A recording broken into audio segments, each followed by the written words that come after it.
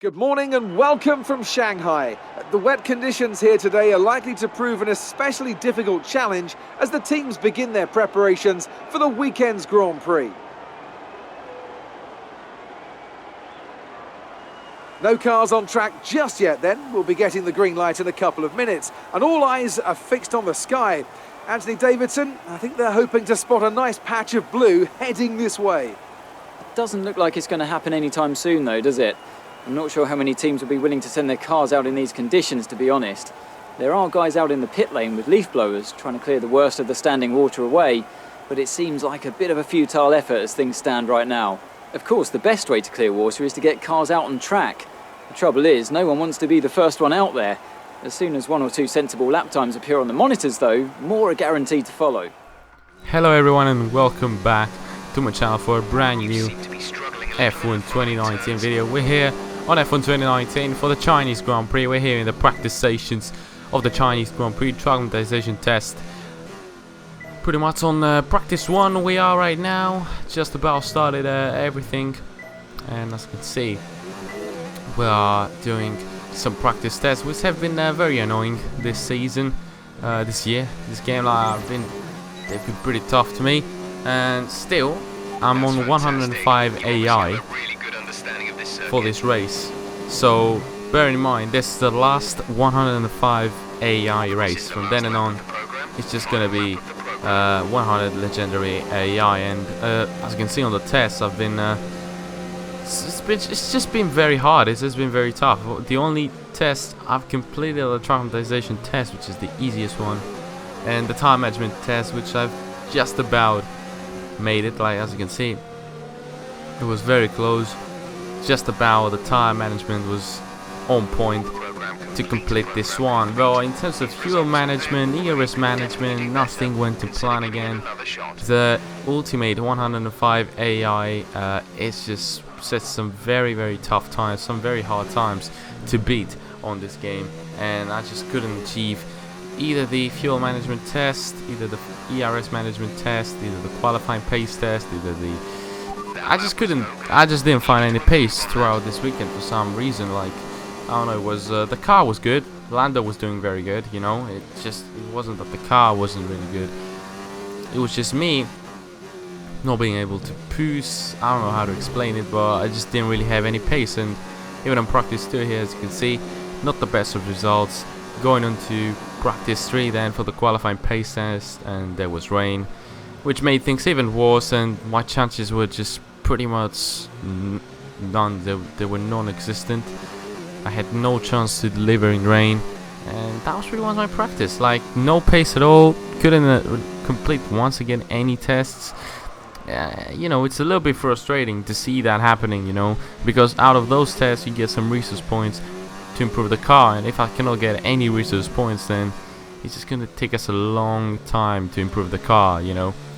So yeah, I need to get better onto those tests, and trying to probably legendary AI will be helpful into that. As you can see, everything was done. The resource points were something around like 300, and I didn't have any resource points to actually spend on upgrades on the car, so that made things even more frustrating, you know. No upgrades at all, and you know, I need to upgrade the car, especially the engine department, as I've already told you. And we got a aerodynamic upgrade coming. I think next race is Baku, so that's the next kind of upgrade coming into the car. And even probably all the upgrades are coming to the car next race in Baku, so expect Baku to be probably a little bit improved. Probably the car is going to be in a much better condition, much faster and all. But that was pretty much practice. We went then on to quali, which didn't really go much better, you know. On this first lap we set a 1:35, and seeing that I'm slower than even Kubica, you know, that's not the best sign of things. Kubica being the slowest driver in this game and being slower than him, not so good to see that. And even on my faster, on my second lap, which was meant to be faster, we had no improvement. We were 2/10 slower, which didn't really make any sense. You know, we go on that second run to go a little bit faster, but at the end of the day we couldn't do that. And yeah, it's just been the absolute worst start to a weekend you can get. Last position in qualifying, you know, 4 tenths, 5 tenths behind Kubica. And not only that, Lando Norris, even though you see him on 13th now, he's going to be starting the race from 8th in qualifying. So he went on to Q3 with a McLaren, and I actually ended up behind both the Williams. So that's just shows off that I have actually no pace at all, and that's the reason that I moved down to Legendary AI, because this kind of AI on 102 is just way too hard. I mean, let's get into the race, but I literally have no hopes for this race. It's time to find out which driver is up to the task of claiming the Chinese Grand Prix. We're here in Shanghai. We start a lap here at Shanghai with the long, difficult right-handers of turns 1 and 2, the first of 16 corners that make up this 3.3-mile circuit. The incredibly long back straight provides the best passing opportunity of the lap, with speeds in excess of 200 miles per hour before the braking zone of turn 14. Anthony Davidson, a very warm welcome to you as you join me in the commentary box for today's event. Let's talk about Young. No grip penalties, no mitigating circumstances, just a poor qualifying performance and a very disappointing start position for them today. Yeah, it can be very disheartening when you have a bad qualifying session, and even more so when you get to the grid for the race and you can't even see the start line because of all the cars ahead of you. It's just as well that Lucas has a reputation for hard work and determination, as he's going to need both today. So yeah, that sums up the weekend pretty much before the race. You know, when you don't have qualifying pace and in the practice you don't do well, do not expect me to do well in the race. It's just going to be a pretty frustrating experience, I can guess. All I can hope for is a good start. The strategy is always the same. The one stop, starting on the mediums, going for the hards. So yeah, let's just hope for a good start. That's all I can hope for, literally, like a good start. And then from then and on, trying to build up something like a sort of base, you know, trying to stay ahead of the Alfa Romeos, the Williams. That's the most we can do in this race. I don't expect me to fight with the midfield at all. Probably the low-end teams, and if that's possible. Like, I don't know why. I just don't understand why I had no pace at all in practice. But either way, now for the start of the race, 5 red lights. And it's lights out, and away we go. We get a very, very good start. But on the revs, we're gonna miss there at the beginning. And we lost again time onto the start.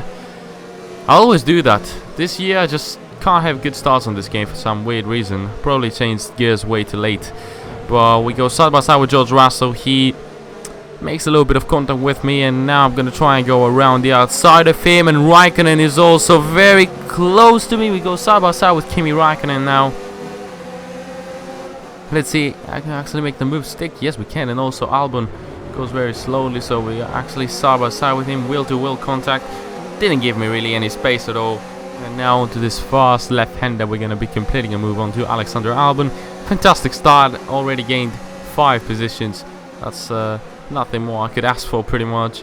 And now up the inside of Daniel Ricciardo, we're gonna go. That's a fight for 14th position ahead of Daniel Ricciardo. Pretty good move made there, and we secured 14th position. But now back to the start finish straight. Ricciardo is gonna get back into me now. I have no ERS because I spent everything on the hot lap mode, and now Albon actually goes up the inside. A very aggressive move there from Alexander Albon. And is he actually gonna stick to the outside line? Now in terms of the inside line, I'm gonna push him slightly wide, maintain that position, still in P15, but Ricciardo is actually gonna get away now, and he's opened up the gap already there. Alexander Albon, I mean, he's going up the inside. He's gonna make the move stick. I'm gonna try and go around the outside of him. No way, not a lot of space there to go around the outside, and that's gonna be a move done for Alexander Albon. I always mistake Alexander Albon from Christian Klein for some weird reason. I don't really know why, but I don't know, he reminds me of Christian Klein for some weird reason. I don't really know why, don't ask me why. Now Kimi Raikkonen, my favorite driver, goes up the inside, and I'm actually gonna this time stay on the outside, surprisingly enough, we're gonna maintain this position there. That's a great battle there with Kimi Räikkönen. But as always, onto the start finish straight. Kimi Räikkönen is just gonna make it look very easy. Not that easy actually. Around the outside, I actually run wide into turn number 1, and Räikkönen goes with the switchback. Very, very clever move there from Kimi Räikkönen. He's actually gonna make that move stick. Surprisingly enough, I thought for a second that I actually defended my position quite well. So yeah, we're just, as you can see, we're sitting duck. We can't really do anything. Whoever actually passes me is just opening up a gap, so I can't really regain any positions. And it's not the car. My teammate is currently ahead of both the Force Indias, both the Renaults. It's just pretty depressing at the moment. We actually miss the braking zone. Russell goes up the inside. I have a better exit though, and we're now side by side with George Russell into the final corner. And he's still on my outside line. Very good battling here with George Russell. And Antonio Giovinazzi at the same time comes up the inside of both of us, and he's going to go for a double move into turn number 1. Still not made the move stick. Antonio Giovinazzi going for the double move here, ahead of George Russell. George Russell now onto the inside line. Antonio Giovinazzi goes very slowly for some weird reason, and I think he's pulled off there, and that's going to be a retirement for Antonio Giovinazzi. Probably a mechanical issue there for Antonio. He was just about when he completed a very good move. But now we're behind George Russell. Let's see, can we actually keep up with the pace of the Williams at least? Like, at least fight with the Williams. That's the most I can hope for, because Albon is ahead, the Alfa Romeos are faster. Not talking about the midfield and my teammate. Let's just hope we can actually fight with the Williams for the rest of the race. On lap number 8, Valtteri Bottas has actually retired from the race, so that is Bottas out of the race. Wasn't expecting to see that actually. Mercedes out of the race. Haven't seen that in a while, and it's gonna be putting us up into P17 with a gap from Russell. 1.7 seconds, 1.4 from Kubica. It just stays the same at the moment.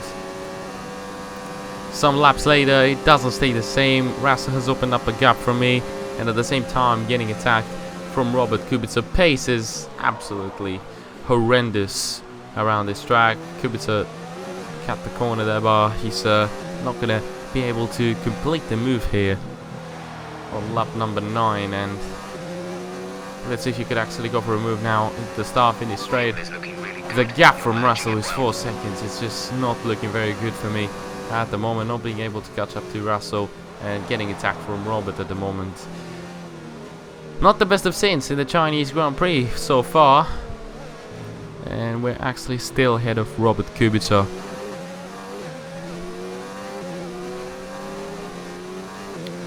A very frustrating race at the moment. As you can see, the gap from Russell is up to 8.1 seconds. It would be a nice gap if I would have already made a pit stop, but I'm still on the first stint, and Russell is just getting away and away and away, even though Kubica can't really attack us at the moment. We've opened up a gap from Kubica, but still we're slower than Russell, and I have a huge tongue slap there. But yeah, it's just the pace is not there. It's not there, and it's really frustrating. And yeah, there's no pace at all. I don't know what is wrong with me on this race. I just can't really find any pace in China. And the reason for that, I can't really find it, and it became more and more frustrating. And at the back straight here, I decided, okay, let's just stop the car. You know, I don't really want to worn out the engine a lot. You know, it would just worn out some parts which we're gonna need in races where we're gonna have a little bit better pace. And I made the decision. I mean, there was not really any fighting. Kubica was not catching up to me. I wouldn't get any points. I wouldn't catch up to Russell. Nothing would actually happen in this race. It wouldn't even rain. Like, if it would rain, probably I would still race, like, for a chance to go for a different strategy or something. But that's the race. I decided to give up because there was just no pace out there, and there was no reason to drive. It became even boring. Like there was no actual reason to continue driving. Terrible experience. And that's an approach that can push you a long way up the field. And I can see the drivers starting to approach the podium for the victory celebrations. A real team victory today. Everybody played their part. Congratulations then to Mercedes, your race winners today.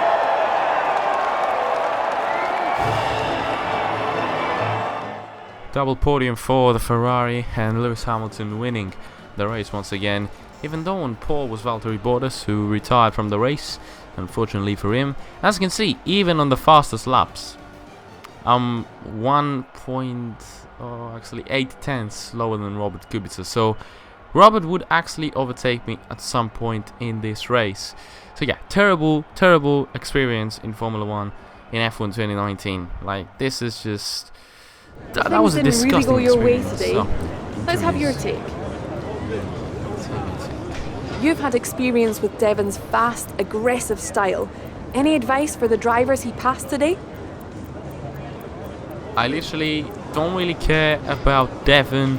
I literally had one of my worst experiences. Not the best way to end a race. What went wrong? I just... There was no grip in some sectors, so I'm gonna say that. Great. Well, that's everything. Goodbye now. I wouldn't really get any interviews after that race. It was a fantastically boring and slow race. As you can see, my reputation just drops massively on all aspects. Even Williams doesn't want me in the team. That's just disgusting. Winning rivalries is a great way to earn respect from your team and around the paddock, which will help make it easier to negotiate favourable contracts. Your first rival is always your teammate, but you can choose who to declare as your second. The harder the rival from the eligible selection, the more respect you stand to gain or lose depending on the result. Here you can see a list of eligible drivers to declare as your rival.